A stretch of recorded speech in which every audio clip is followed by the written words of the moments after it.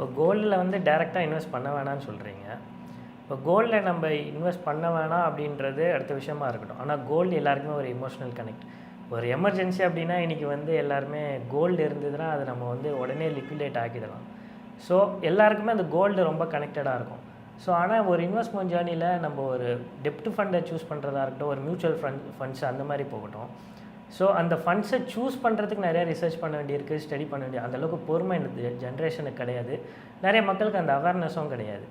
So அந்த mind setup எப்படி இருக்குன்னு நினைக்கிறீங்க சார்? ஸோ கோல்டு அப்படின்றத தாண்டி இதெல்லாம் நான் ஏன் பண்ணணும், நான் சிம்பிளாக கோல்டில் போட்டு போயிடுறேனே, அதுதான் எனக்கு பெனிஃபிட் கிடைக்குது மக்கள் பிலீவ் பண்ணுறாங்க.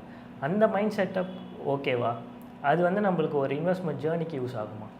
அது இது ரொம்ப அன்ஃபார்ச்சுனேட். நிறைய பேர் வந்து கோல்டு வந்து சேஃப் இன்வெஸ்ட்மெண்ட் நினச்சிட்டு இருக்காங்க. கோல்டு ரொம்ப சேஃப் இன்வெஸ்ட்மெண்ட், அது டெஃபினட்டாக தப்பு. நீங்கள் ஆக்சுவலாக ரிஸ்க்கை எப்படி எவாலுவேட் பண்ணணும்னு உங்களுக்கு தெரியணும். அதை நீங்கள் பார்த்தீங்கன்னா கோல்டும் ஸ்டாக்ஸும் ஒரே அளவுக்கு ஃப்ளக்சுவேட் ஆகும், ப்ரைஸஸ் ஃப்ளக்சுவேட் ஆகும். நமக்கு மெயின் ரீசன் கோல்டுக்கு ரிட்டர்ன் வரதுக்கு காரணம், மெயின் ரீசன் என்னன்னா ஐஎன்ஆர் யூஎஸ்டி எக்ஸ்சேஞ்ச் ரேட் மட்டும்தான். டாலர் வந்து அதாவது ருப்பி வந்து வீக்கம் ஆயிடுச்சுன்னு வச்சுங்களேன், டாலருக்கு கம்பேர் பண்ணும்போது, அப்போ எக்ஸ்சேஞ்ச் ரேட் ஏறிட்டே இருக்கும். இந்த எக்ஸ்சேஞ்ச் ரேட் ஏறும்போது உங்களுக்கு அந்த ரிட்டர்ன்ஸ், கோல்டோட ரிட்டர்ன்ஸ் 5%, அதாவது கோல்டு யூஎஸ்டியை விட கோல்டு ஐஎன்ஆரோட ரிட்டர்ன்ஸ் 5%, 6% ஜாஸ்தியாக வரும்.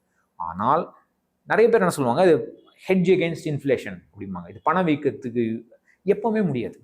ஃபார் எக்ஸாம்பிள் 1990s 2000s கோல்டுடைய ரிட்டர்ன்ஸ் 10 year 15 yearலாம் கோல்டில் இன்வெஸ்ட் பண்ணிட்டு 1990s 2000 பார்த்தேன்னா பணவீக்கத்தோட கம்மியாக தான் ரிட்டர்ன்ஸ் வந்துருக்கு. எல்லா டைம்லையும் ஒரு முக்கியம் அது. அண்ட் மிகப்பெரிய தப்பு, லாஸ்ட் 1 year சூப்பர் ரிட்டர்ன்ஸ் வந்திருக்கு அப்படின்னா அடுத்த ஒரு வருஷம் அதே வருமானா யாருக்கும் தெரியாது. ஏன்னா ஒரு ப்ராடக்ட் வந்து அந்த 1 year ஏறிட்டு அதே ப்ரைஸ் லெவலில் அப்படியே ஃப்ளக்சுவேட் ஆகிட்டே இருந்துன்னு வச்சுங்களேன், அப்படியே ஒரு வருஷம் ஓடிடும். அப்போ உங்களுக்கு ரிட்டர்ன் ஆல்மோஸ்ட் பாதி ஆயிடும்.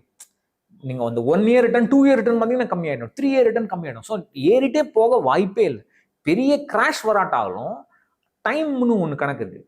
டைம் அப்படியே லெவல்லே இருந்தாலே உங்களுக்கு ரிட்டர்ன்ஸ் கம்மியாகிட்டே வரும். ஸோ நீங்கள் லாங் டேர்ம் ரிட்டர்ன்ஸ் பார்த்தீங்கன்னா ஓகே, கோல்டுக்கு டெஃபினட்டாக வேல்யூ உண்டு, அதெல்லாம் நான் சொல்ல வரல. ஆனால் கேரண்டின்னு கேட்டிங்கன்னா ஏதாவது கேரண்டியாக இவ்வளோ ரிட்டர்ன் வரும், இல்லை கேரண்டியாக பணம் விற்கிறத பீட் பண்ணும், இல்லை கேரண்டியாக ஸ்டாக் மார்க்கெட்டோட நிறைய ரிட்டர்ன்ஸ் வரும்னு சொன்னீங்கன்னா யாராலையும் அந்த கேரண்டி கொடுக்க முடியாது. அந்த ரிஸ்க் இருக்குது. அந்த ரிஸ்க்கை தெரிஞ்சுட்டு இன்வெஸ்ட் பண்ணுறது தான் முக்கியம். அது அன்ஃபார்ச்சுனேட்லி பண்ண மாட்டேங்க. வாட்ஸ்அப் யூனிவர்சிட்டியெல்லாம் பார்த்தோம்னா அவ்வளோதான். இன்ஃபேக்ட் இன்றைக்கி கோல்டு மேலே ரொம்ப மக்கள் பிரியமாக இருக்காங்கன்னா இந்த லாஸ்ட் 1 year சொல்லலாம். ஸோ ஆல்மோஸ்ட் 50% ரிட்டர்ன் கொடுத்துருக்கு.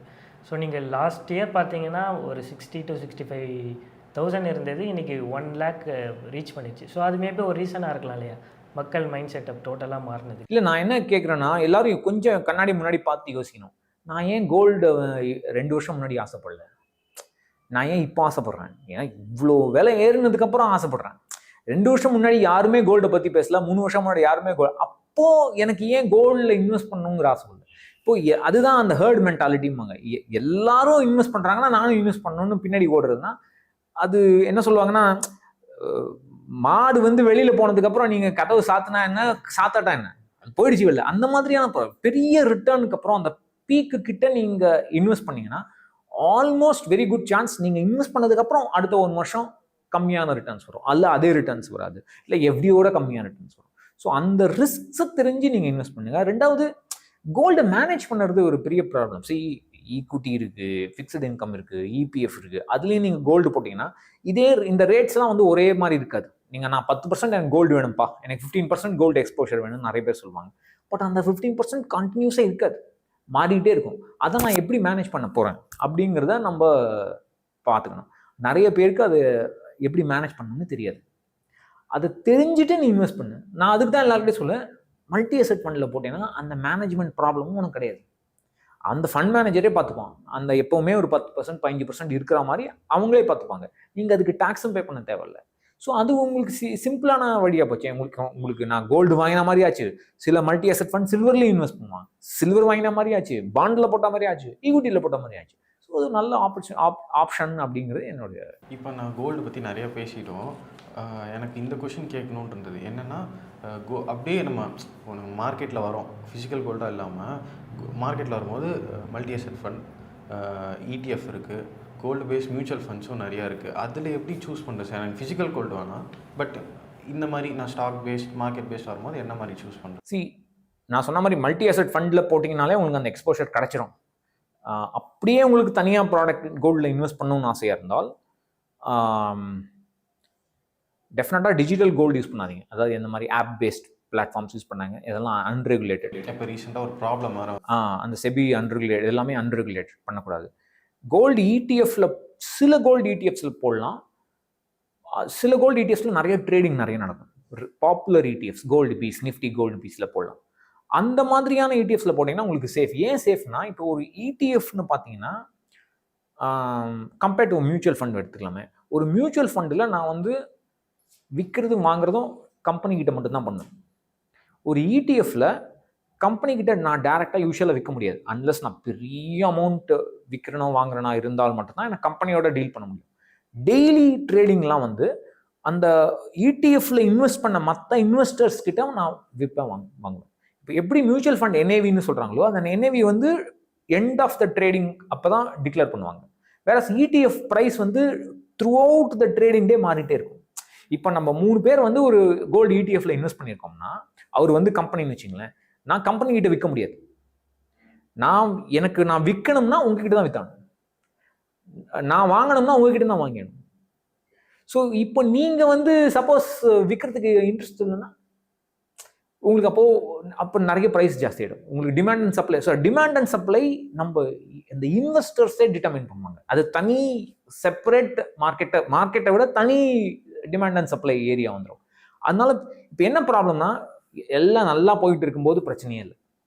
திடீர்னு கோல்டு கிராஷ் ஆகுதுன்னு வச்சுக்கோங்க. அப்போ நீங்கள் என்ன பண்ணுவீங்க? எனக்கு கோல்டெல்லாம் வேணாலும் நீங்கள் வித்துட்டு போயிடுவீங்க. நீங்கள் வித்துட்டு போனீங்கன்னா நான் வச்சுன்னா யார்கிட்ட விற்பேன்? ஸோ கோல்டு இந்த இடிஎஃப்ல இந்த ரிஸ்க் இருக்கு. பட் நல்ல பாப்புலர் இடிஎஃப், நிறைய ட்ரேட் பண்ணுற இடிஎஃப்னா உங்களுக்கு இந்த பெரிய ப்ராப்ளம் இல்லை. நிறைய பேர் வித்துட்டு போக மாட்டாங்க, எப்போவுமே எப்படியாவது வித்துடலாம். அதாவது என்ஏவிக்கும் ப்ரைஸுக்கும் ரொம்ப ஃப்ளக்சுவேஷன்ஸ் இருக்காது. ஸோ அந்த ஒரு ரிஸ்க் இடிஎஃப்ல எப்பவுமே உண்டு, எல்லா இடிஎஃப்லையும் உண்டு, கோல்டு இடிஎஃப்ஸ்லையும் உண்டு. அதனால பாப்புலர் கோல்டு இடிஎஃப்ஸ்ல வாங்கணும்னா வாங்கலாம். சில பேர் ட்ரேட் பண்ணுவாங்க, ட்ரேட் பண்ணால் இடிஎஃப் யூஸ் பண்ணலாம். அப்படி இல்லைன்னா கோல்டு ஃபண்ட், அதாவது அந்த ஃபண்டு வந்து இடிஎஃப்ல இன்வெஸ்ட் பண்ணணும்.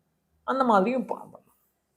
சார், இப்போ நீங்கள் சொன்னீங்க திடீர்னு கிராஷ் ஆச்சுன்னா, கோல்டு கிராஷ் ஆச்சுன்னா ரேட்டு கம்மியாகும், அந்த மாதிரிலாம் சொன்னீங்க. ஹையாக, அதாவது அந்த டைமில் அதிகமாக வாங்கி போட்டிருப்பாங்க, 1 லட்சம் இருக்கும்போது வாங்கியிருப்பாங்க. டக்குன்னு 80,000 வந்தோன்னா அவங்களுக்கு மனசு கஷ்டமாக இருக்கும். பட் ஆனால் மார்க்கெட்டில் வந்து பிளட் பாத் நடக்கும்போது அது ஒரு ஆப்பர்ச்சுனிட்டி, நம்ம போய் இன்வெஸ்ட் பண்ணுவோம். அதுவும் இங்கேயும் கரெக்டு தானே சார்? 80,000 வந்துச்சுன்னா நான் போய் அதிகமாக வாங்கலாம்ல? இடிஎஃப்ல சொல்கிறீங்க? இல்லை சார், லைக் ஃபிசிக்கல் இடிஎஃப் எல்லாத்துலையும். ஆமாம் வாங்கலாம். பட் அது அந்த டைமில் வாங்குவாங்களான்னு கேட்டிங்கன்னா அதுதான் பிரச்சனை. 3 வருஷம் முன்னாடி யாருமே கோல்டு பற்றி பேசலையே. எல்லாருக்கும் வந்து அதாவது ஷைனிங் ஆப்ஜெக்ட் சிண்ட்ரோம்பாங்க. பளபளன்னு ஒரு ஐட்டம் இருந்தால் அதான் நமக்கு வேணும். கோல்டு இன்னைக்கு ஜொலிக்குது, ஸ்மால் கேப் நல்லா பண்ணல, அதனால கோல்டு வேணும் எல்லாருக்கும். நாளைக்கு வந்து ஸ்மால் கேப் ஜாஸ்தி ஆயிடுச்சுன்னு வச்சுங்க, எல்லாரும் அதை பற்றி பேச ஆரம்பிச்சிடுவாங்க. கோல்டை பற்றி யாரும் மெயினாக நம்மளுடைய கண்டென்ட் கிரியேட்டர்ஸ்னால தான் இந்த ப்ராப்ளம் வருது. அவங்க தான் வந்து they are feeding this. So நான் எப்பவுமே என்ன சொல்லுவேன், உங்களுக்கு ஆப்பர்ச்சுனிஸ்டிக்காக நீங்கள் இன்வெஸ்ட் பண்ணால், யாருமே பேசாத அசட் கிளாஸில் உங்களால் இன்வெஸ்ட் பண்ணவும் தைரியம் இருக்கா? யாருமே பேசாத போது உங்களால் கோல்டில் இன்வெஸ்ட் பண்ண அவ்வளோ நம்பிக்கை உங்களுக்கு கோல்டில் இருந்தால் நீங்கள் இன்வெஸ்ட் பண்ணுங்க. ஏன்னா எப்படி 3 வருஷம் முன்னாடி இந்த நிலைமை இருந்ததோ, 4 வருஷம் முன்னாடி கோல்டை பற்றி யாரும் பேசலையோ, அதே நிலைமை ஃபியூச்சர்லேயும் வரும். அந்த டைம்லையும் நீங்கள் கோல்டில் நம்பிக்கையாக தொடர்ந்து இன்வெஸ்ட் பண்ணுவீங்களா அப்படிங்கிறத நீங்கள் கண்ணாடி முன்னாடி நின்று கேட்க யாராலையும் அது பதில் சொல்ல முடியாது. அதுதான் அந்த ப்ராப்ளம் தான். நம்ம அந்த புரிதல் இல்லாமல் நம்ம நிறைய பேர் இன்வெஸ்ட் பண்ணுறோங்கிறது தான் பிரச்சனை. ஸோ கோல்டு வந்து எப்பவுமே ஒன்லி த இன்வெஸ்ட்மெண்ட்டாக இருக்கக்கூடாது, ஒன் ஆஃப் த இன்வெஸ்ட்மெண்ட்டாக இருக்கும். ஆமாம் இருக்கலாம், தேவையில்லைன்னு நினைக்கிறேன்னா. பட் அப்படியே எனக்கு கோல்டு வேணும்னா மல்டி அசெட் ஃபண்டில் அதுவும் 3ல் 1 போட்டு